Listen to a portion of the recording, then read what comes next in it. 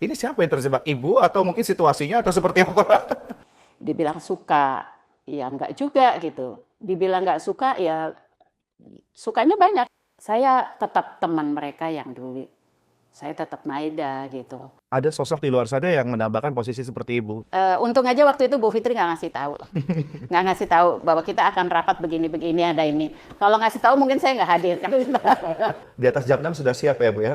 Minum kopi, ingat itu di belakang.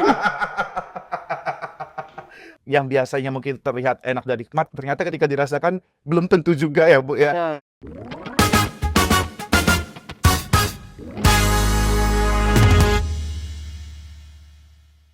Halo Sobat Apis Tanya Rumpi Solusi, podcast TPRI Lampung kembali hadir bersama saya tentunya Niko Anggayu akan memberikan banyak informasi dan juga sajian menarik untuk Anda kali ini. Menghadirkan sosok informatif dan pastinya menginspirasi untuk Anda. Kira-kira ada siapa ya bersama kita hari ini? Sosok spesial dan pastinya juga tamu kehormatan hadir di studio podcast TPRI Lampung. Tapi pun Assalamualaikum Ibu. Ya pun, waalaikumsalam. Sehat kabarnya Ibu Maida? Alhamdulillah. Luar biasa. Perasaannya bahagia hari ini. Bahagia. Happy sekali ya Bu ya, bisa bincang di sini ya. Iya, oke, luar biasa kan, merasa tersanjung sekali bisa hadir. Baik, terima kasih Ibu sebelumnya sebagai sosok Ibu PJ Gubernur yang hadir di tengah-tengah masyarakat Lampung khususnya memberikan warna baru untuk masyarakat Lampung khususnya juga bagi saya pribadi dan juga teman-teman lainnya. Dan tentunya itu tidak mudah untuk menjadi sosok Ibu selama 244 hari mungkin ya Bu, kurang lebih ya. Ngikutin ya. Perjalanannya. Nanti kita akan kupas lebih dalam. Tapi bagaimana Bu, aktivitas akhir-akhir ini cukup padat? Sebenarnya begitu ada penentuan pelantikan di tanggal 6, bisa dibilang kegiatan kita sudah off ya. Kita hanya bikin kegiatan dari tanggal 1 sampai tanggal 7. Dan yang wow lagi, lemari pun sudah saya kosongkan, baju sudah saya kirim ke Jakarta. Jadi hanya meninggalkan baju untuk tanggal 1, tanggal 2, 3, 4, 5, 6, sampai 7. Selebihnya sudah saya bawa ke Jakarta. Tapi di tanggal 31, jam 8 pagi dapat info bahwa pelantikan diundur tanggal 18 hingga 20 Februari. Baik. Itu mungkin sedikit kabar yang menyenangkan dan juga sedikit menyedihkan mungkin ya Bu ya? Kalau bagi saya mungkin berangkat ke sini itu adalah untuk melaksanakan tugas. Itu komitmen kami berdua. Jadi bagaimana kami bekerja sebaik-baiknya, tuntas, kemudian pulang, kembali ke kondisi normal kami, itulah impiannya. Jadi begitu ada pengunduran itu ya itu bikin kami shock gitu. Masya Allah. Masya Allah. Dari arti jawabannya menyandung sebuah makna bahwasanya ingin lebih banyak berkontribusi. Seperti itu mungkin yang benar. Tapi lu bagaimana? Sejauh ini 240 hari saya mengikuti perjalanan Ibu dan juga Bapak pastinya. Itu dibilang bentar, bukan waktu yang bentar pasti. Ya. Banyak hal ataupun banyak aktivitas yang sudah dilakukan. Rasa memiliki pasti sudah terbangun ya Bu. Iya, betul. Di masa-masa akhir seperti ini Bu, lebih ke lega atau malah masih ingin terus berkontribusi? Dominan lega. Bahwa akhirnya memang saya harus melepas di sini. Ketika kemarin ada rasa saling memiliki, itulah latihan bagi kita bahwa tidak selamanya kondisi ideal kita itu akan selalu seperti itu.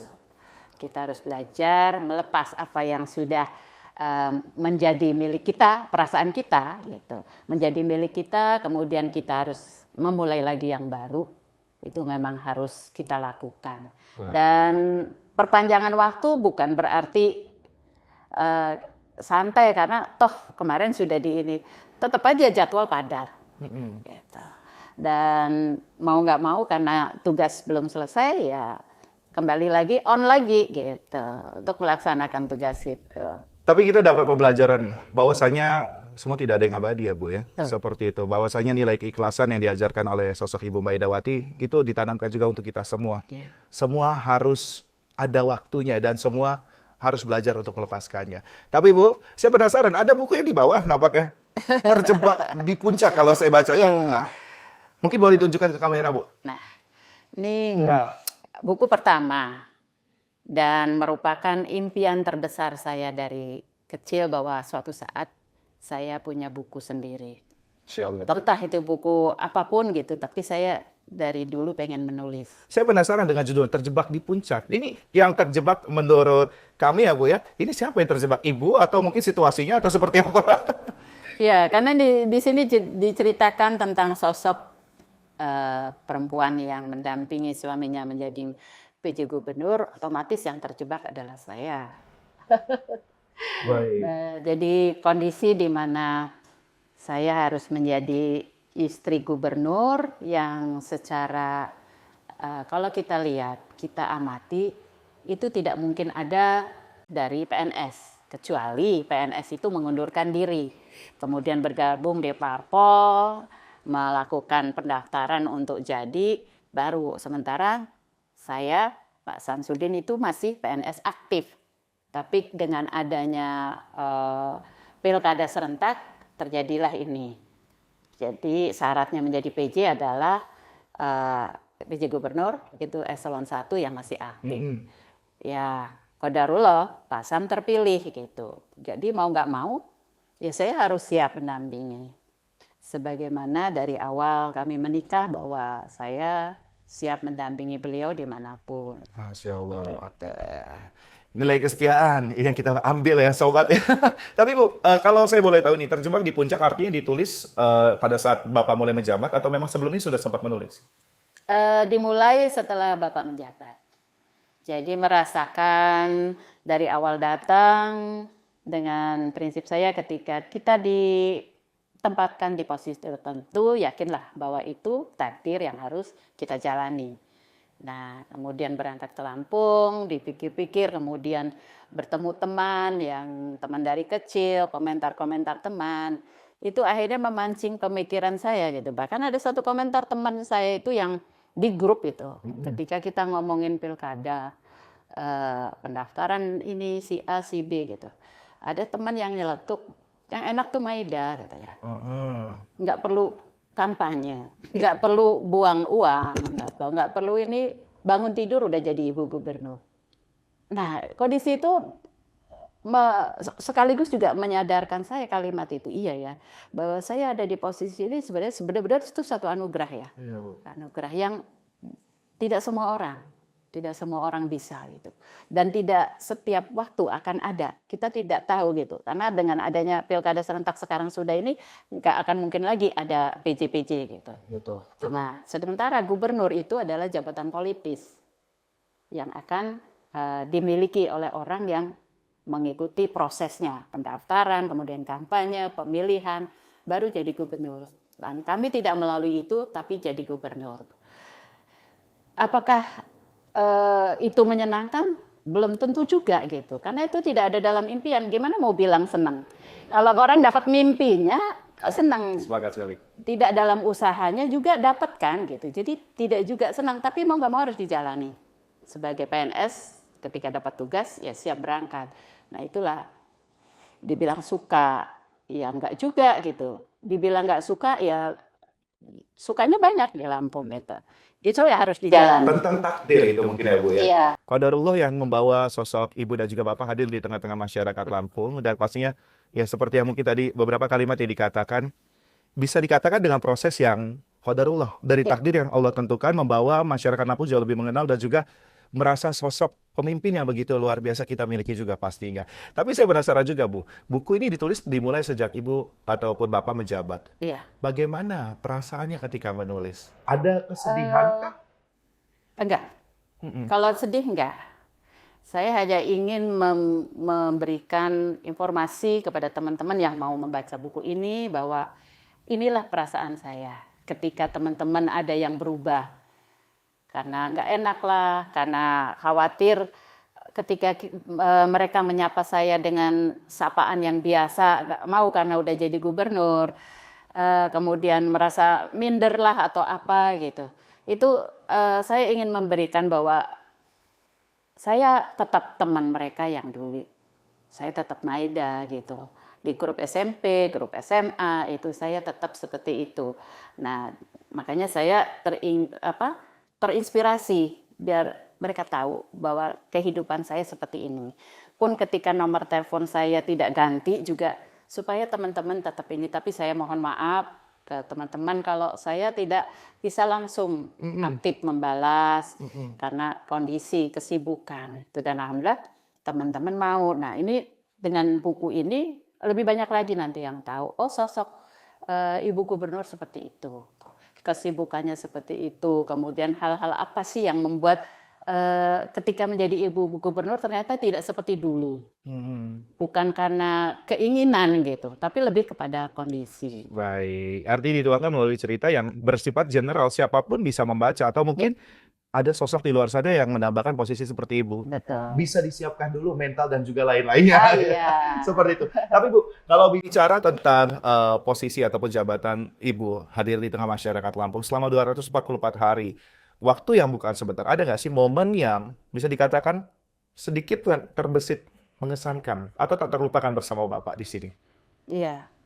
Pertama yang tak terlupakan adalah saat saya pertama kali Ibu Sekretaris PKK, yang adalah Ibu Kadis PPPA, itu bilang, Ibu kita rakor PKK gitu, di Aula Mahan. Baik, memang selama ini saya aktif di organisasi, tapi kan organisasinya mungkin bukan yang berhubungan langsung dengan orang-orang dinas. Ya, kalau bagi kita yang bukan orang PNS, itu, sosok kepala dinas itu kan sesuatu yang tinggi ya. Betul sekali. Ya, grade-nya itu sudah. Jadi ya karena saya ketua PKK, saya aja berpikir rapat dengan anggota PKK. Begitu saya masuk, dan untung aja waktu itu Bu Fitri nggak ngasih tahu, nggak ngasih tahu bahwa kita akan rapat begini-begini ada ini. Kalau ngasih tahu mungkin saya nggak hadir, karena Bu Fitri nggak memberitahu ya. Saya hadir dengan ya pede aja gitu. Bismillah saya hadir, memang ini tanggung jawab saya. Begitu masuk ruangan dikenalkan ada kepala dinas kesehatan, kemudian beberapa itu sampai Aula Mahan itu penuh ya Bu Fitri ya. Dan itu tidak ada teks ya, tidak ada teks yang disiapkan saya harus ngomong apa, tidak ada briefing saya harus seperti apa. Udah jadi udah Bismillah aja gitu. Diminta arahan diskusi, ya udah diskusi. Tapi itulah dari kondisi itu saya akhirnya mau nggak mau harus belajar cepat. Saya harus mempelajari seluk-beluk PKK, saya harus membaca apa aja program-program PKK, kemudian bagaimana alur keuangannya sehingga program itu harus berjalan, itu saya harus pelajari cepat. Itu satu hal. Yang kedua adalah pada saat saya diminta dengan Bapak itu untuk memindahkan alamat KTP, ganti KTP, karena kepala daerah tidak bisa kalau KTP-nya tidak di Lampung pada saat memilih. Masa ditinggal milih ke Jakarta. Jadi diuruslah perpindahan KK dan KTP itu.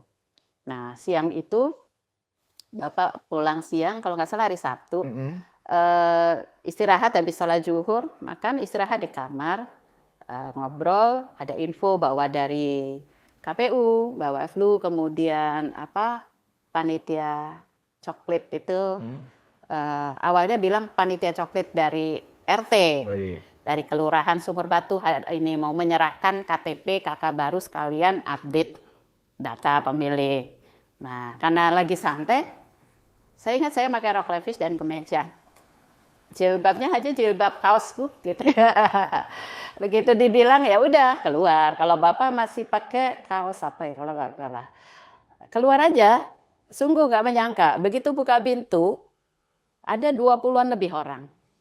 Baik, pada saat itu. Iya, dan itu ada kepala dinas, Pak Lukman itu kepala dinas.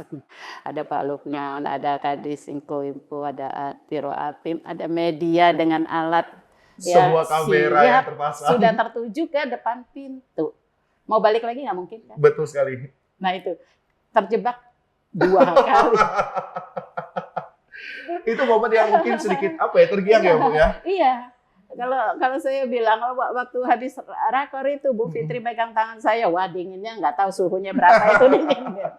Begitu juga kalau pada saat menghadapi itu mungkin muka saya merah ya luar biasa mungkin gitu. Mungkin nanti bisa dilihat lagi videonya ya Bu ya. Dari ini masih ada nggak itu? Mungkin. Karena mungkin itu adalah momen yang bisa dikatakan sedikit mengejutkan dengan pola yang masih belum terbiasa pada saat baru tiba ya. Iya. Apa perasaan ibu pada saat itu? Shock? Iya, Tidak orang menghadapi ini. betul, sok benar, cuman ya sudah Bismillah udah terlanjur gimana lagi ya. Nggak bisa Cuman ganti celana akhirnya ya. kan di sini tuh udah, Insya Allah berarti besok lagi kapanpun saya keluar kamar di atas jam 6 pagi itu dalam kondisi memang Ya. Ini sebuah pesan yang menarik, Bu. Iya. Dan juga bisa menjadi tips untuk beberapa public figure ataupun pejabat lainnya atau para istri pejabat ke depannya. Mungkin, Bu, ada tips khusus nggak sih? Mungkin untuk para istri pejabat ataupun mereka yang memiliki jabatan tertentu khususnya bagi seorang wanita ke depannya dari sosok Ibu Maida. Kalau saya ya seperti tadi, karena jabatan ini bukan sebuah mimpi atau hasil usaha untuk meraihnya, memang benar-benar anugerah gitu. Tip khusus sih nggak ada ya. Cuman setidaknya sebagai istri ketika itu merupakan pilihan hidupnya bersama suami untuk meraih di posisi itu, persiapkanlah semaksimal mungkin.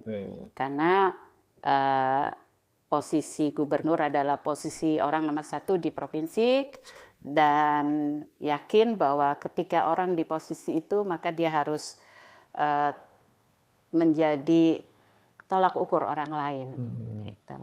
Dan dia harus berusaha untuk menjadi yang terbaik, gitu, tanpa meninggalkan jati dirinya.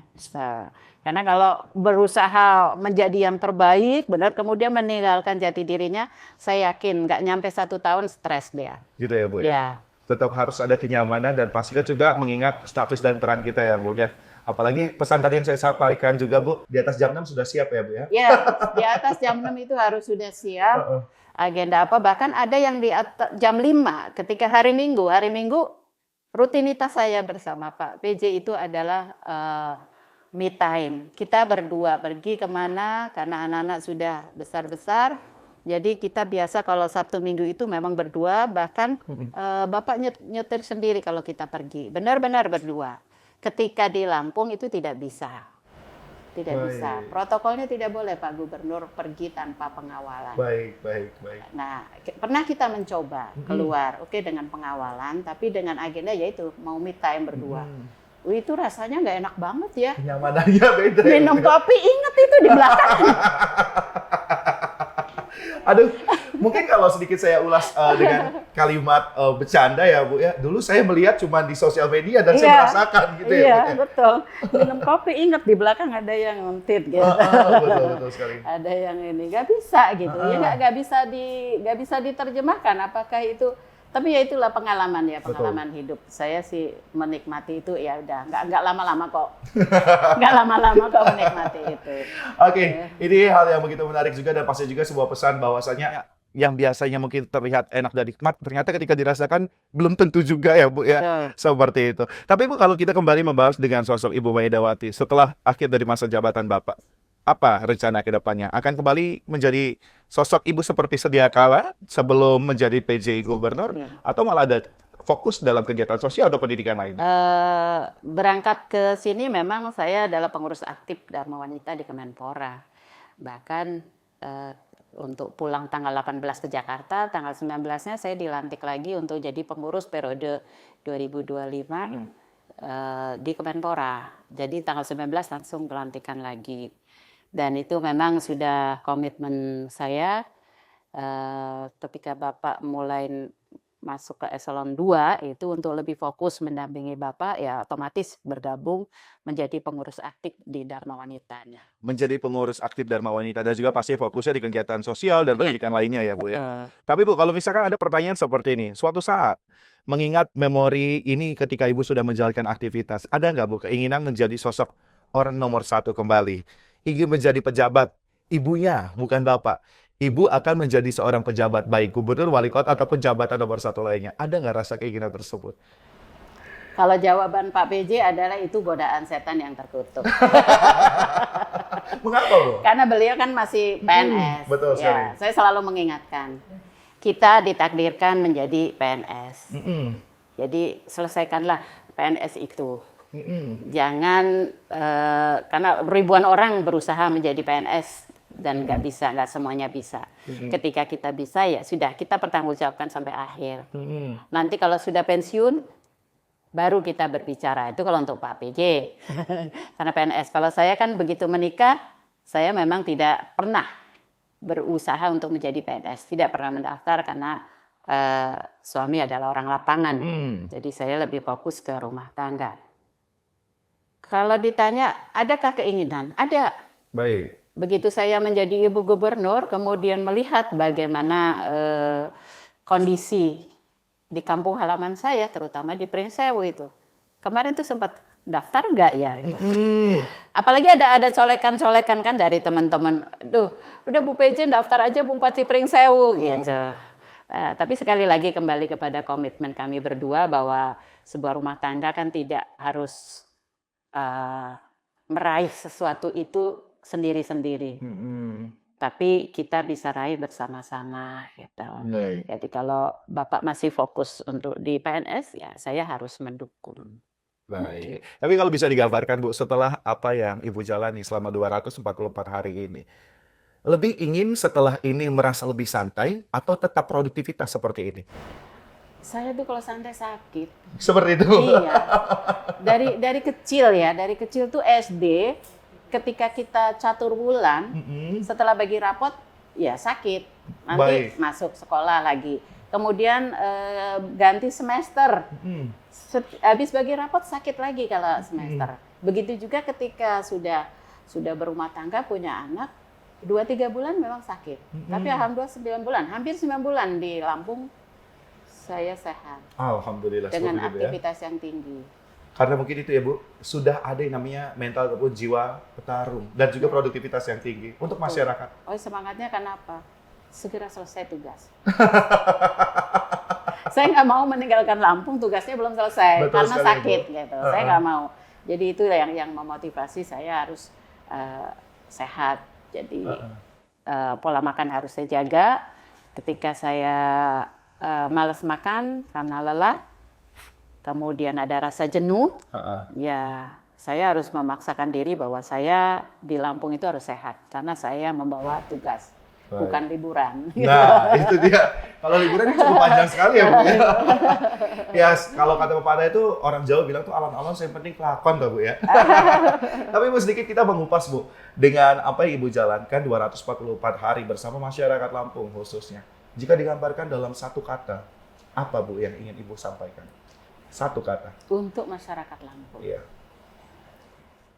Semangat. Semangat. Iya. Semangat. Karena dari beberapa hasil pengamatan kunjungan kegiatan PKK, saya melihat potensi Lampung itu luar biasa. Baik. Dari segi alam, dari segi kuliner, dari segi fasilitas yang bisa kita pakai, yang bisa dipakai orang luar di Lampung, itu bisa, semua ada. Hanya tinggal para pemangku kepentingan yang ada di Lampung inilah untuk lebih mengoptimalkan yang ada di Lampung. Baik, siap juga. Dan termasuk kami sebagai masyarakat Lampung pun harus mengoptimalkan potensi yang ada di sekitarnya. Iya. Ini sebuah pesan yang menarik sekali pastinya Bu ya. Potensi Lampung begitu besar dari berbagai aspek ya Bu ya. Betul, semua punya, gunung semua punya, laut punya. Itu dia. Dan tidak jauh ya, aksesnya sangat mudah sekali. Iya.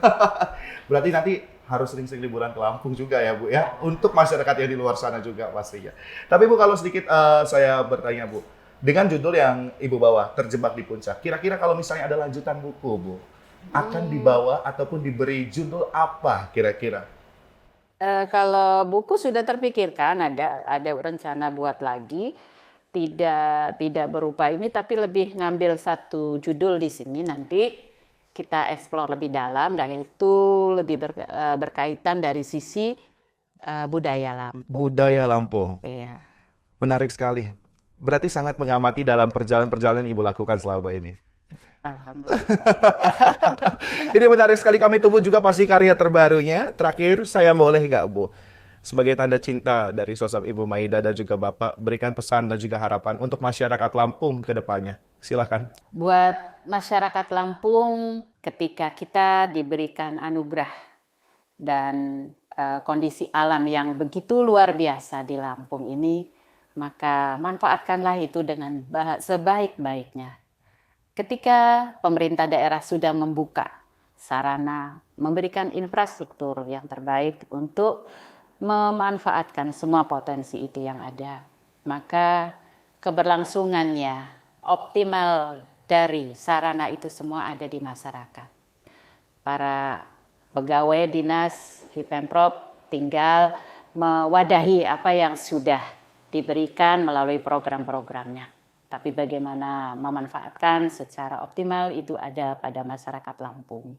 Dan itu merupakan simbol di mana warga yang bertanggung jawab adalah warga yang bisa mempertanggungjawabkan kehidupannya di Lampung, di mana bumi dipijak, di situ langit dijunjung. Luar biasa. Terima kasih Ibu. Lampung milik kita, dari kita untuk kita. Jadi jangan lupakan potensi yang ada dan pastinya juga kami mewakili masyarakat Lampung juga mengucapkan terima kasih banyak pada sosok Ibu Maida dan juga Bapak yang pastinya telah memberikan banyak kontribusi untuk masyarakat Lampung. Dalam waktu yang bukan sebentar memiliki kami rasa memiliki yang begitu erat menyapa masyarakat secara langsung. Saya sering melihat Ibu dan Bapak di beberapa acara wedding mungkin kebetulan di luar. Terima kasih Mas juga sobat yang ada di rumah. Jangan lupa terus saksikan podcast menarik lainnya yang pastinya akan hadir di podcast Tapis Tanya Rupi Solusi TVRI Lampung. Sampai jumpa. Ibu terima kasih banyak. Sama-sama.